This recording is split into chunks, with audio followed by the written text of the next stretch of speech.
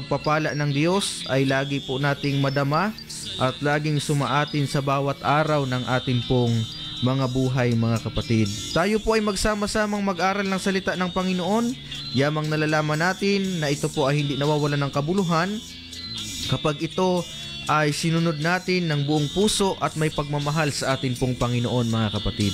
Purihin ang pangalan ng ating Panginoon, kaya tayo po ay mag-aral ng mga salita ng Diyos, mga kapatid. Purihin ang Diyos, binabati din po natin ng isang mapagpalang umaga ang lahat ng mga sumusubaybay sa atin sa FB Live. Good morning po sa inyong lahat. Sa lahat ng nakamonitor sa atin sa FB Live, Sister Divine Espela Guyal, maging sa lahat ng FB viewers, mga kapatid, good morning po sa bawat isa sa atin. Pagpalain tayong lahat ng atin pong Panginoon. At bigyan din natin ng pagkakataon na bumati ang ating mga kasama. Brother Raymar, kung may gusto ka pong batiin sa iyo pong pagkakataon. Praise the Lord. Isang mapagpalang umaga po sa lahat ng mga tagapakinig at nanonood sa Facebook Live ng programang Si Jesus ang Buhay na Pag-asa. At good morning din sa mga kapatid natin sa Barangay Zone 2, sa Baguio Family, ganun din sa mga kapatid natin sa Barangay Managanaga, sa Abanyo Family, Madrona Family, sa Barangay Aquino po, sa Gotis Family. Amen. At sa aking may bahay, kay Sister Madeline. Pagpalain po kayo ng ating Panginoon. At sa lahat po ng mga Bible study teachers sa Bulan, good morning po sa inyong lahat. At sa lahat ng mga kapatiran na nakikinig ngayon sa congregation ng Bulan, Iquirino at Magsaysay, pagpalain po kayo ng ating Panginoon. Amen. So Brother Cherry, kung may nais ka pong batiin, sa iyo po ang pagkakataon. Praise the Lord. Isang mapagpalang umaga po sa lahat ng sumasabay po sa programang ito. Binabati ko po lahat ng mga kapatiran sa tatlong congregation, Iquirino, Magsaysay, dito po sa lugar ng San Remedios. Maging aking may bahay din po at ang aming anak dyan po sa Barangay Managanaga. Isang mapagpalang umaga po sa lahat at pagpalain po tayo ng ating Panginoon. Amen. Purihin ang Diyos, mga kapatid. At good morning din po kay na Sister Laura Gumban, ang Guwan Family. Good morning po sa inyo dyan sa lugar ng Barangay Lahong. Maging kay Sister April Santos. Sila po ay sumusubaybay sa atin sa programang Si Jesus ang Buhay na Pag-asa. Amen. Pagpalain din po kayo ng ating Panginoon, Brother Andy Orozco, sa inyo pong pagsubaybay sa ating pong programa. Naway patuloy kayong samahan ng ating Panginoon. Sister Marlene Gulyoso sa lugar ng Magallanes, mga kapatid.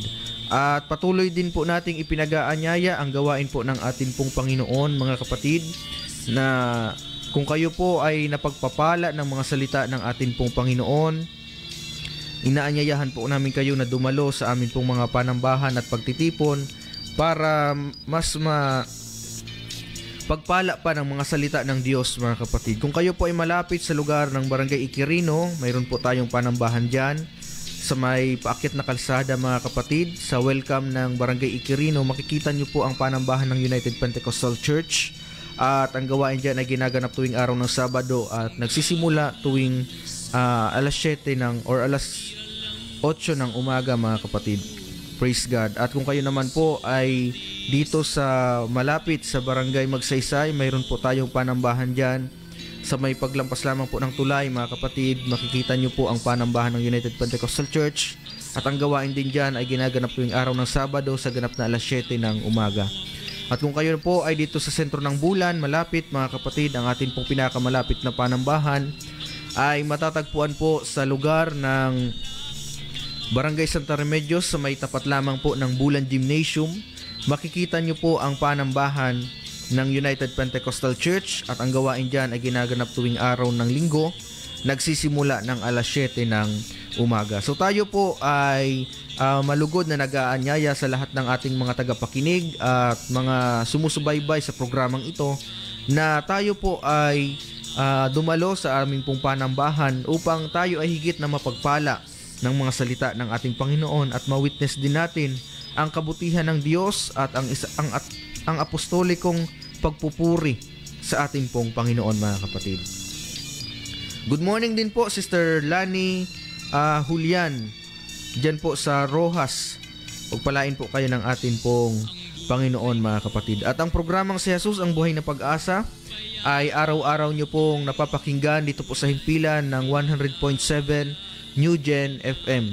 At naway patuloy po natin itong subaybayan, mga kapatid, kung kayo po ay napagpapala ng mga salita ng Diyos na atin pong ipinapahayag. Ito po ay araw-araw nating napapakinggan dito po sa New Gen FM mula alas 5 ng umaga hanggang alas 6 ng umaga, mga kapatid. At kung kayo po ay nais magkaroon ng free home Bible study sa inyo pong mga tahanan, malaya po kayong mag-text o di kayo tumawag sa CP number 0951-93-20038. 0951-93-20038. So yan po yung ating mga contact number kung gusto nyo pong magkaroon ng Bible study or kung kayo po ay mayroong mga katanungan patungkol po sa mga salita ng atin pong Panginoon. At sa hindi pagtatagal, mga kapatid, tayo po ay magpapasimula na sa atin pong programa. Binabati din natin ang isang mapagpalang umaga, Sister Angelita Liguro at maging si Sister Rebecca Montemor. Sila po ay patuloy na sumusubaybay sa programang Si Jesus ang Buhay na Pag-asa. So sa ating pagpapasimula, mga kapatid, tayo po ay manalangin sa ating pong Panginoon upang hingin ang kanyang patnubay at gabay sa umagang ito. Tayo po ay manalangin sa ating Diyos, mga kapatid. Dakilang Diyos na makapangyarihan, maraming salamat sa panibagong umaga na iyong pinagkaloob sa amin. Dalangin namin na pagpalain mo kami sa aming pagpapasimula ng programang ito at abutin mo ang lahat ng mga nakikinig ngayon at nanonood, Panginoon, sa FB Live, anuman ang kanilang pinagdadaanan, iyo pong katagpuin. Kung sila ay nangangailangan ng kagalingan, nangangailangan ng pagbukas dito po sa aklat ng Matthew chapter 9 verse 1 to 7. Matthew chapter 9 verses 1 to 7, mga kapatid. Ganito po ang sinasabi ng banal na kasulatan. At lumulan siya sa isang daong at tumuwid, at dumating sa kanyang sariling bayan. At narito, dinala nila sa kanya ang isang lumpo na nakahiga sa isang higaan. At nang makita ni Jesus ang kanilang pananampalataya, ay sinabi sa lumpo, "Anak, laksan mo ang iyong loob. Ang iyong mga kasalanan ay ipinatatawad na." At narito, ang ilan sa mga eskriba ay nangagsabi sa kanilang sarili, "Ang taong ito'y namumusong." At pagkaunawa ni Jesus ng kanilang mga kaisipan, ay sinabi, "Bakit nangag-iisip kayo ng masama sa inyong mga puso? Sapagkat alinbaga ang lalong magaang sabihin, ipinatatawad ng iyong mga kasalanan, o sabihin, magtindig ka at lumakad ka? Datapwat upang maalaman ninyo na ang anak ng tao'y may kapamahalaan sa lupa na magpatawad ng mga kasalanan." Sinabi nga niya sa lumpo, "Magtindig ka, buhatin mo ang iyong higaan at umuwi ka sa iyong bahay." At nagtindig siya at umuwi sa kanyang bahay. Amen. So, pagpalain ng Panginoon ang kanyang banal na salita, mga kapatid, at ang ating pag-aaralan ngayong umaga ay pinamagatang The Blessing of a Christ-Given Friend. Amen. Ang pagpapala ng isang kaibigan na mula sa ating Panginoon, mga kapatid. Praise God. So sa ating binasa in Matthew chapter 9 verses 1 to 7, mga kapatid, makita natin dito ang isang lumpo na inilapit, mga kapatid, ng kanyang mga kaibigan sa ating Panginoon. Amen. And dito makita natin na ang kaibigan na kumbaga naglilingkod sa Diyos, ito ay maituturing nating pagpapala, mga kapatid. So, nung si Jesus Christ ay tumawid sa isang bayan, nakita siya ng mga kaibigan ng lumpo, mga kapatid, and then dinalan nila sa kanya ang kaibigan nilang lumpo upang ito ay mapagaling ni Jesus. So, pag-aaralan natin ngayong umaga, mga kapatid, ang isang kaibigan or isang kumbaga barkada, mga kapatid, na may mahalagang papel sa atin pong mga buhay. Alam natin, mga kapatid, or sa buhay natin, mahalaga na tayo po ay pumipili ng tao. Amen. Kaya nga, yung free will ng Diyos na ipinagkakaloob sa atin, ito dapat ay gamitin natin sa mga bagay na matatalino or sa matalinong pagpapasya, mga kapatid. Huwag natin gamitin yung free will na ipinagkakaloob ng Diyos sa atin sa mga bagay na hindi natin pinag-iisipan ng mabuti. Amen. Yan yung benefits ng free will at walang magagawa ang Diyos kung ano man ang ating gawin, mga kapatid. Dahil tayo ay binigyan ng kalayaan na pumili. And then pagdating sa mga tao na ating makakasama at makakasalumuha, kasama yan sa free will natin, mga kapatid. Amen. Kasama yan sa pagpapasya nating pumili ng malaya. Kaya sa ating mga buhay, mahalaga na gamitin natin yung ating free will or yung kalayaan nating magpasya sa matalinong bagay. Pagdating sa mga tao na nakapaligid sa atin, mahalaga na piliin natin kung sino yung ating mga sinasamahan. Mahalaga na piliin natin kung sino yung ating mga kasama. At mahalaga na piliin natin kung sino yung gusto nating kasamahin. Mga kapatid, dahil sa ating binasa, itong lumpo, mga kapatid, napakapalad niya. Dahil sa kabila ng kanyang pinagdadaanan, na mayroon siyang karamdaman, mga kapatid. Kumbaga, ang mga kaibigan niya mismo ang nag-initiate para siya ay mailapit sa Diyos at matagunan ang kanyang pangangailangan, mga kapatid. Praise God. Kaya mahalaga na sa ating buhay, piliin natin yung mga taong nakapaligid sa atin. Hindi po lahat ng nakapaligid sa atin is mayroong mabubuting or mayroong mabuting maidudulot sa buhay natin. Minsan, mga kapatid, sa buhay natin, ang mga taong nakapaligid sa atin, imbis na makatulong, mas lalo pang nagdudulot sa atin ng hopelessness, mga kapatid. Na in the times of our trouble, imbis na i-encourage tayo, is ginajudge tayo, mga kapatid. Imbis na i-encourage tayo, mga kapatid, mas napifeel natin na para bang walang value yung sarili natin dito sa mundo. Kaya napakahalaga, mga kapatid, na piliin natin kung sino yung mga taong ating kinakasama. Piliin natin yung mga taong willing maglingkod sa Diyos. Kasi kapag ang tao or ang mga taong nakapaligid sa atin ay nagagalit kapag tayo ay nagsasa Diyos, hindi po tunay na tao yan, mga kapatid, para sa atin. Hindi po sila yung tao na para sa atin, mga kapatid. What I mean?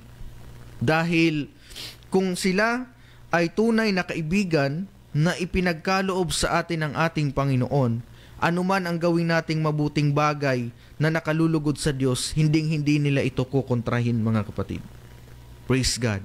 So anong sinasabi ng Proverbs chapter 22 chapter 27 verse 17, mga kapatid? Ganito po ang sinasabi ng Biblia. Ang bakal ay nagpapatalas sa bakal. Gayon ang tao ay nagpapatalas sa mukha ng kaniyang kaibigan. Amen. Ang bakal ay nagpapatalas sa bakal. Gayon din ang tao ay nagpapatalas sa mukha ng kanyang kaibigan. Amen. Karamihan sa mga ugali na nade-develop ng tao ay nagmula sa mga taong nakapaligid sa kanya or sa mga kaibigan, mga kapatid. Yan yung katotohanan. Kaya nga mayroong kasabihan that birds with the same feather flock together, mga kapatid. Amen. Ang mga ibon na mayroong pare-pares na balahibo, lumilipad na magkakasama. Amen. So sabi ng Proverbs, Ang bakal ay nagpapatala sa bakal. Gayon din ang tao ay nagpapatala sa mukha ng kanyang kaibigan. Kaya kung ang kaibigan mo is palabisyo ka din, mga kapatid. Yan yung katotohanan na bagay na hindi maitatanggi dahil pinatutunayan ng Biblia, mga kapatid. Dahil karamihan sa nade-develop na ugali sa tao, mayroong kinalaman ang mga tao sa paligid niya, lalong-lalo na yung mga kaibigan niya, mga kapatid. Kaya mahalaga na pagdating sa pagpili ng mga taong nakapaligid sa atin, piliin natin yung mga taong dadalhin tayo sa mabuti. Hindi yung dadalhin tayo, mga kapatid, sa mga bagay na magdudulot sa atin ng problema, mga kapatid. Dahil maaring sa bahay nyo, mga kapatid, ang bait mo nung ikaw ay lumalaki, pero mula nung mga makilala mo ang mga taong nakapaligid sa iyo sa labas, is kumbaga naging rebelde ka sa magulang, mga kapatid. Ayaw mo nang sumunod sa magulang. So malaking factor ang mga kaibigan sa pag-develop, mga kapatid, ng ating mga attitude habang tayo ay nagmamature. Kaya mahalaga na piliin natin, mga kapatid.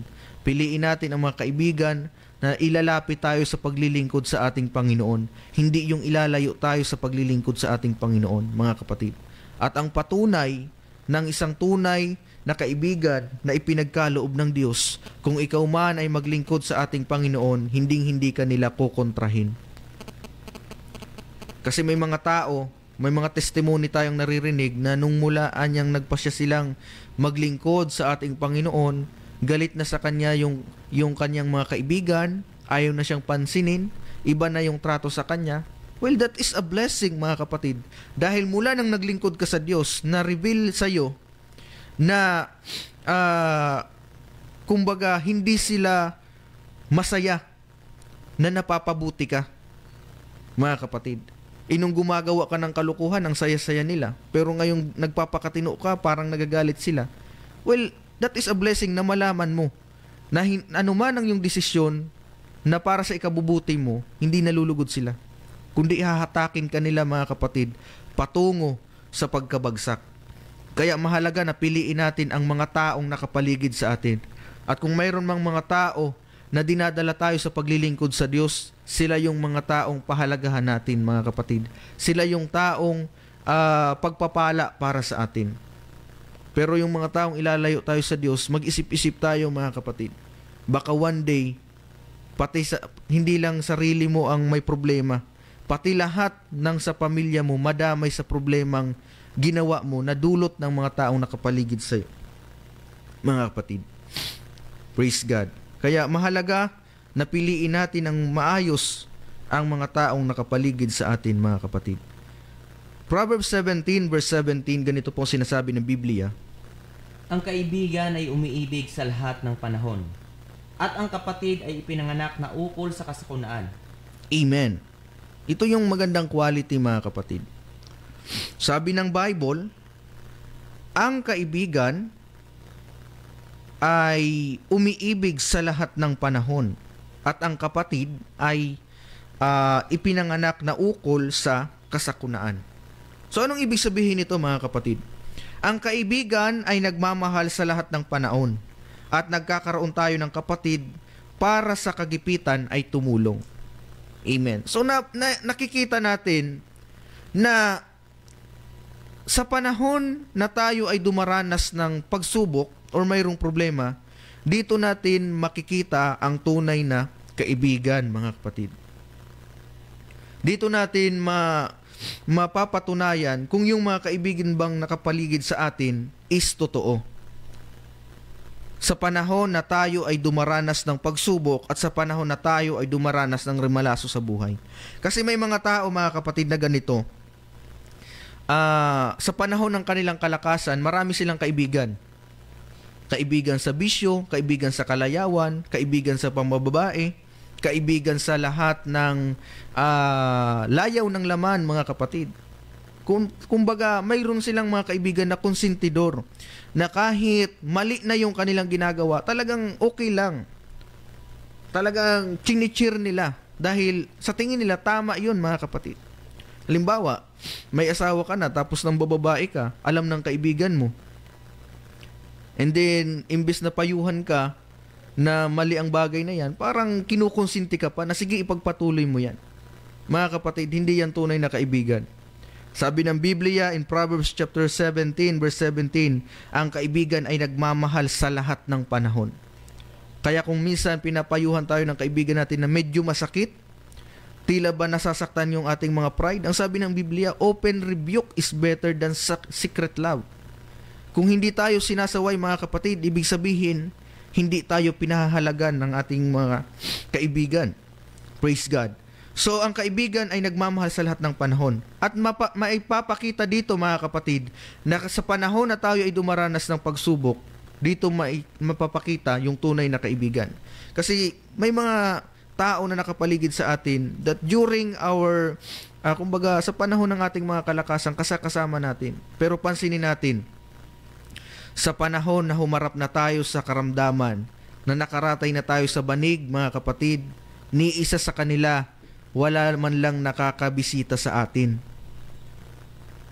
Nung malakas pa tayo, magkakasama tayo sa inuman, or nung kumbaga malakas pa kayo, magkakasama kayo sa sabungan. Nung malakas pa kayo, magkakasama kayo sa ang manglayaw ng sanlibutan, mga kapatid. Pero nung ikaw ay nakaratay na sa banig ng karamdaman, ni isa sa kanila, wala man lang nakakaisip na bumisita, mga kapatid. Kaya tama ang Biblia. Ang tunay na kaibigan ay nagmamahal sa lahat ng panahon. In good times or in bad times, nakikita ang presensya ng kaibigan, mga kapatid, na bigay ng Diyos. At nagkakaroon tayo ng kapatid para sa kagipitan ay tumulong. Amen. So dapat maging matalino tayo sa pagpili, mga kapatid. Hindi lahat ng tama ay nakalulugod sa Diyos, mga kapatid. Praise God. Kung ang kaibigan mo ay nasusuklam sa iyo sa panahon na ikaw ay naglilingkod sa Diyos, hindi yan tunay na kaibigan, mga kapatid. Kung ang kaibigan mo ay galit sa iyo kapag ikaw ay naglingkod sa ating Panginoon, magpasya na maglingkod sa Diyos, hindi po yan tunay na kaibigan, mga kapatid. Bakit? Kung tunay na kaibigan yan, anuman ang bagay na makakabuti sa iyo, susuportahan ka nila, mga kapatid. Well, in fact, kung talagang malugod sila sa pagpapasya mo, sila yung may impluwensyahan. Kaya mag-isip-isip tayo, mga kapatid. Tayo ba yung nai-impluwensyahan ng ating mga kaibigan? O tayo yung nakaka-impluwensya sa kanila? At mapapatunayan natin yan kung tayo ay maglilingkod sa atin pong Panginoon. Praise God. Proverbs chapter 18 verse 24, ganito pong sinasabi ng Biblia. Ang nagpaparami ng mga kaibigan, Pakiulit po, Brother Chari. ang nagpaparami ng mga kaibigan ay sa kaniyang sariling kapahamakan. Ngunit may kaibigan na mahigit kaysa isang kapatid. Amen.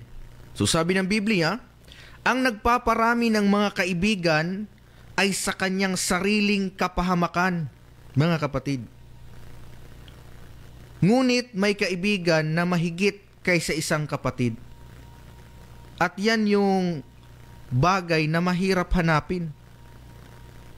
Ang dami mo ang kaibigan pero dinadala ka naman sa kapahamakan, mga kapatid. Amen.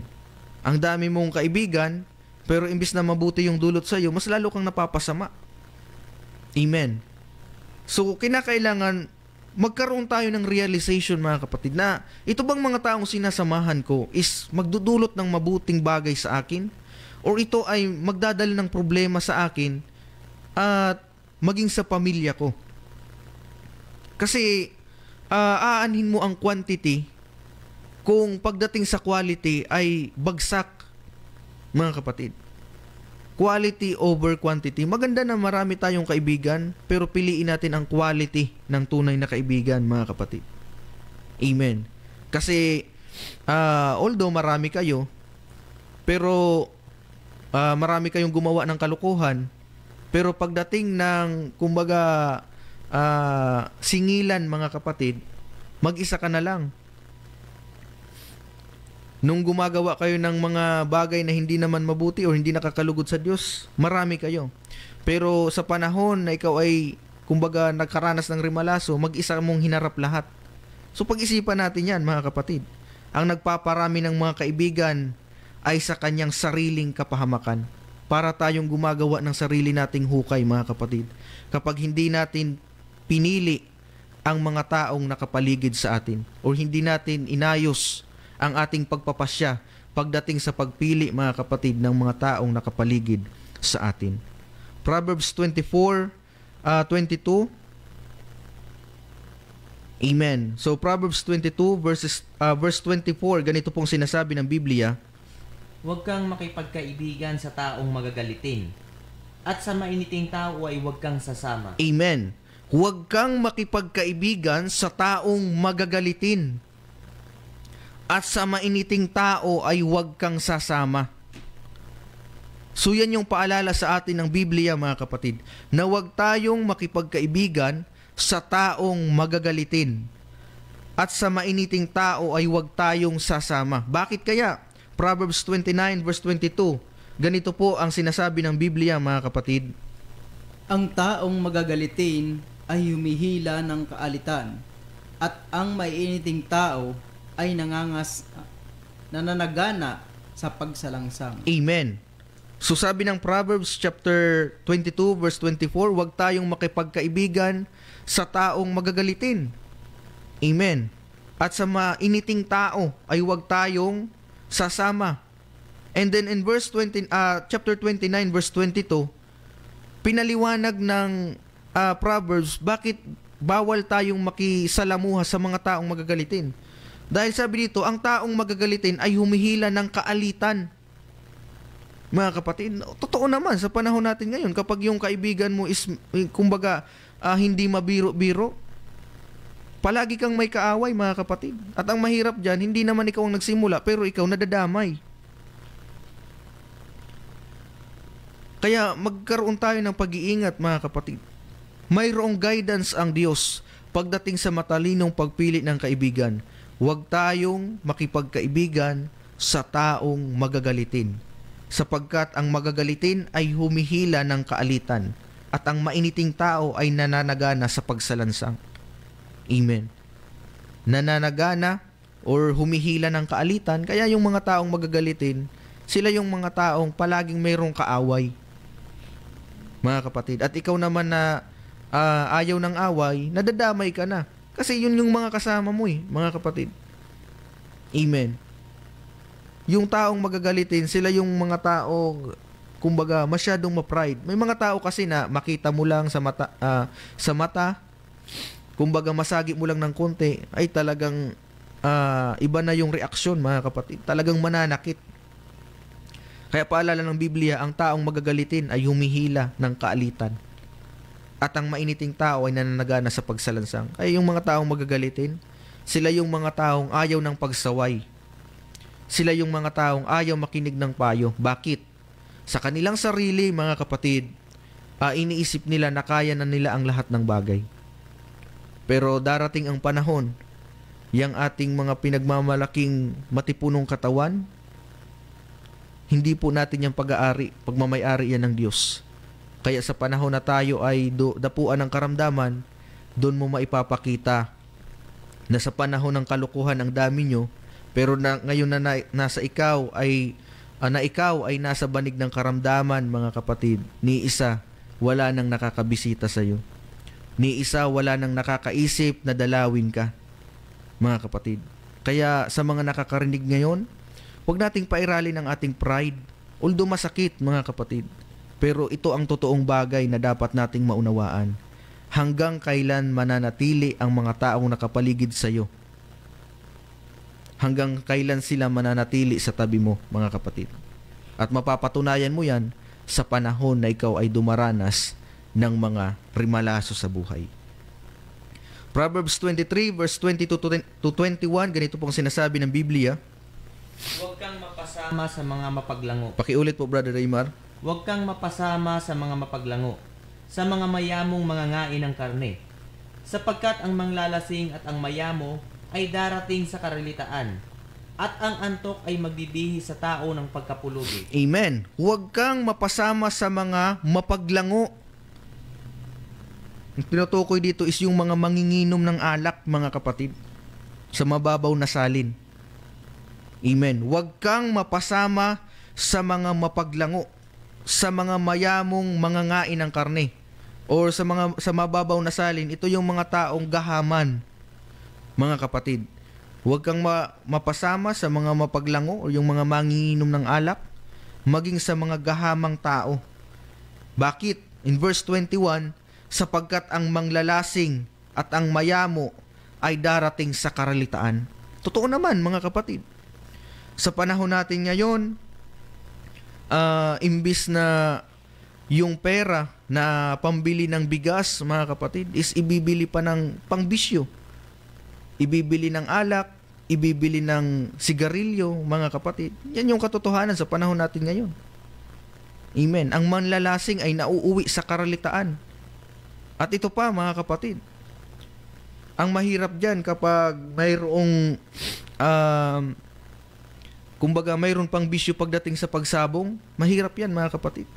Kasi mayroong pampusta sa manok, pero pagdating sa pambili ng pagkain sa pamilya, wala. Pagdating naman sa pag-inom, mga kapatid, ang sarap-sarap ng pulutan sa barkada, pero pagdating sa pamilya, kumbaga, pinagkakasya na lang sa sardinas, mga kapatid. O pinagkakasya na lang sa kung ano yung pwedeng maiulam, maitawid lang yung gutom. Yan yung realidad sa buhay natin ngayon, mga kapatid. Amen. Kaya sabi ng Biblia, huwag tayong mapasama sa taong mapaglango. Dahil ang manlalasing ay nauuwi sa karalitaan. Mahalagang bagay yan na dapat nating maintindihan, mga kapatid. At ito yung realidad. Sa mga barkada, sa inuman, galante kong mag-ambag, mga kapatid. Pero pagdating sa pagbili ng pangangailangan ng pamilya, hindi makapagbigay, mga kapatid.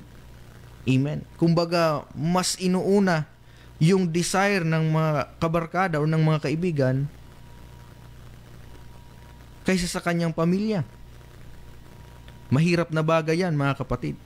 Tapos ngayon na ikaw yung dumaranas ng karamdaman, dulot ng pag-abuso mo sa iyong katawan, ang pamilya mo na wala namang kinalaman sa mga pinagagawa mo, sila yung naghihirap, mga kapatid. Na samantalang kasama mo dapat sa paghihirap yung mga kabarkada mo na kasama mo sa paggawa ng kalukuhan dati. Kaya ang Biblia ay nagbibigay sa atin ng warning, mga kapatid, na huwag tayong mapasama sa mga taong mapaglango. Dahil ang paglalasing ay nauuwi sa karalitaan. Mga kapatid, maaring sabihin natin, okay lang anya maglasing kasi madami naman akong pera ngayon. Isa ngayon, paano pag dumanas ka ng karamdaman? Ano kaya ang mangyayari sa iyo? Baka yung karamdaman ang maging dahilan para maubos ang pera mo, mga kapatid. Kaya maging matalino tayo sa ating buhay, mga kapatid. Ano ang sinasabi ng Proverbs 16 verse 28? Ganito po ang sinasabi ng Biblia. Ang mandarayang tao ay nagkakalat ng pagtatalo, at ang mapaghatid dumapit ay naghihiwalay ng magkakaibigang matalik. Amen. Ang magdarayang tao ay nagkakalat ng pagtatalo, at ang mapaghatid dumapit ay naghihiwalay ng magkakaibigang matalik. Mag-ingat tayo, mga kapatid, sa mga taong mapanlibak. Kapag sinasabihan natin ng problema, ang mapanlibak, mga kapatid, na tao, isang araw tayo na rin ang kanilang lilibakin. Mga kapatid, mag-ingat tayo sa mga inuupena natin pagdating sa problema. Amen. Huwag tayong mag-open sa mga taong may inililibak sa atin. Dahil darating ang araw, kapag kayo naman yung nagka-problema, yung kunento mo sa kanya, ikikwento niya rin yan sa iba, mga kapatid. Kaya mag-ingat tayo. Paalala ng Biblia na ang mandarayang tao ay nagkakalat ng pagtatalo. Yung mga taong chismosa, mga kapatid, or yung mga taong marites, yung satisfaction nila is yung magkalat ng fake news. Yan lang naman yung satisfaction nila sa buhay, mga kapatid. Kaya kung yung kaibigan mo is marites, pag nagkikita kayo mayroong inililibak sa iyo, mag-ingat ka mga kapatid pagdating sa pag-open ng problema sa taong yan. Dahil kapag kayo ang nagkaproblema or kayo ang nagkatampuhan, maaaring yung mga sinabi mo sa kanya, isasabi niya rin sa iba. Wala yang satisfaction mga kapatid. Kaya tama ang sabi ng Biblia, ang mandarayang tao ay nagkakalat ng pagtatalo. At ang mapaghatid dumapit ay naghihiwalay ng magkakaibigang matalik. So pag-isipan natin mga kapatid, mag-ingat tayo sa mga taong ating inuupinan. Kaya anong paalala ng Matthew 10 verse 16, ganito pong sinasabi ng Biblia. Narito, sinusugo ko kayong gaya ng mga tupa sa gitna ng mga lobo. Magpakatalino nga kayong gaya ng mga ahas at magpakatimtimang gaya ng mga kalapati. Amen. Narito sinusugo ko kayong gaya ng mga tupa sa gitna ng mga lobo. Magpakatalino nga kayong na gaya ng sa ahas at magkaroon ng katimtimang amo na gaya ng sa kalapati. Mga kapatid, maging matalino tayo pagdating sa pagpili ng mga taong nakapaligid sa atin.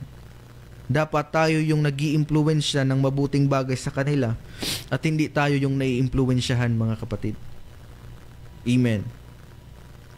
Dapat tayo yung nagdadala sa kanila sa paglilingkod sa Diyos at hindi tayo yung dinadala nila papalayo sa paglilingkod sa ating Panginoon. Kaya kung mayroon kang kaibigan na sinusuportahan ka, anuman ang iyong gawing mabuting bagay, yan po ay pagpapala na nagmumula sa atin pong Panginoon. Na sa panahon ng mga kagipitan, lagi kang sinasamahan. Sa panahon ng kawalan, lagi kang ini-encourage. Sa panahon na down ka, lagi kang ini-encourage. That is a blessing that comes from the Lord, mga kapatid. Pero kung yung kaibigan mo is kaibigan mo lang sa panahon na sagana ka, kaibigan mo lang sa panahon na maayos ka, mga kapatid, hindi yan tunay na kaibigan. Dahil sa sandaling panahon na ikaw ay dumanas ng problema, yung kaibigan mo yan is parang bula, nawawala, mga kapatid. Kaya mahalaga na piliin natin ang mga taong nakapaligid sa atin. Mahalaga na piliin natin kung sino yung mga taong sasamahan natin.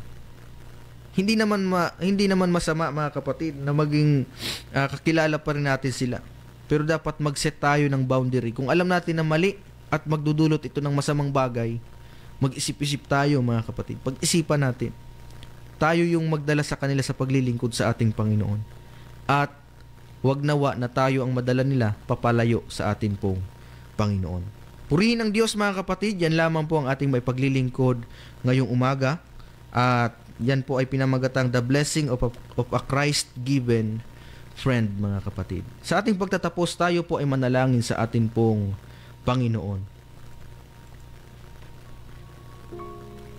Dakilang Diyos na makapangyarihan sa lahat, pinupuri ka namin at niluluwalhati ang iyong dakilang pangalan. Patuloy mo pong ipaunawa sa amin ang kahalagahan, Panginoon, ng pagpili ng tao na makakasama namin sa amin pong mga buhay, Panginoon. Ikaw ang Diyos na nakakasiyasat ng aming mga puso. Patuloy mo kaming i-guide, patuloy mo kaming samahan, Panginoon, patungo sa mga taong willing na dalhin kami sa paglilingkod sa iyo at mas mapalapit kami sa iyo, Panginoon. Sapagkat tunay, Panginoong Hesus, na ang bagay na nagmumula sa iyo ay isang pagpapala para sa amin. Lord, patuloy mo kaming ituwid sa aming mga pagkakamali, patuloy mo kaming patawarin sa aming mga kasalanan, at sino mang nakakaranas ng mga pagsubok ngayon, Panginoon, patuloy mong tawagin sa paglilingkod, at sa mga nakakarinig ng pangangaral na ito, patuloy kang kumilos sa aming pong mga buhay, Panginoon. Tinitiwala namin sa iyo ang aming pong mga buhay, Panginoon, maging ang aming mga pagpapasya. Ituwid mo kami, Panginoon, kung ito ay malayo sa iyong kalooban. Purihin ka, O Diyos, in Jesus' name, Amen and Amen.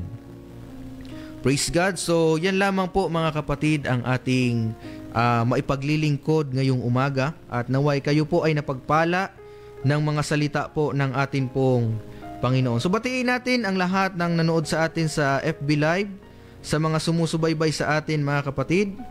Praise God. Good morning po, Sister Rowena Ala Amen. Good morning po. So, saan po kayo ano po yung address nyo ngayon? Okay. So, dito sa Batad, Iloilo. So, napakalayo. Pagpalain po kayo ng ating Panginoon, Sister Rowena Ala. Sister Rebecca Montemor, good morning po. Pagpalain po kayo ng ating Panginoon. Brother JP Flores, na patuloy na nanonood sa atin at sumusubaybay. Sister Beth Angeles, good morning po. Pagpalain po kayo ng ating pong Panginoon. Sister Anna May Nidia, amen. Kapatiran natin dito sa Bayan ng Bulan, pagpalain po kayo ng ating pong Panginoon. Sister Ihina Tayab, pagpalain po kayo ng ating Panginoon. Sister Sinaida Doctolero, Sister Beth Angeles, pagpalain po kayo ng ating pong Panginoon. Sister Brother Felipe Escresa, amen. Thank you so much for watching. Patuloy po kayong pagpalain ng ating Diyos, mga kapatid. Praise God. Sister Mary Grace Gamuyaw, thank you so much for watching. Sister Rebecca Montemor, Sister Cristeta Bugayong, thank you so much for watching. Sister Mary Grace Gamuyaw, Sister Marlene Golyoso,